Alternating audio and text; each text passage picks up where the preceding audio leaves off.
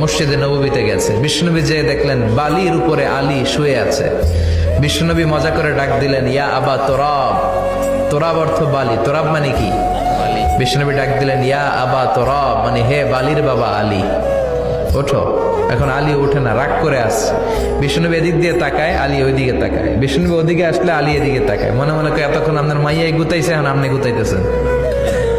বিশ্বনবী যাই বললো, আলী রাগ করো না, ওঠো, তুমি আমার চাচাতো ভাই, আমার ঘরেই তো তুমি মানুষ হয়েছ। ঘাপটি মেরে হাতটা ধরে টান দিলেন, সাইয়েদনা আলী উঠতে বাধ্য হলেন। বিশ্বনবী কারো হাত ধরে টান দিলে ওই লোক বসে থাকতে পারে? উঠে গেলেন, ঘরে নিয়ে আসলেন। নিয়ে এসে বিশ্বনবী খাটের মাঝখানে শুইলেন, ডান দিকে শোয়ালেন আলীকে, বাম দিকে শোয়ালেন ফাতেমাকে। এবার মেয়ের জামাইকে আর মেয়েকে বুঝাতে লাগলেন, নসিহত করতে লাগলেন, গল্প শোনাতে লাগলেন। কি রোমান্টিক শ্বশুর! এরকম রোমান্টিক শ্বশুর পৃথিবীতে দ্বিতীয়টা খুঁজে পাওয়া যাবে? সুবহানাল্লাহ পড়েন। বিশ্বনবীর কাজে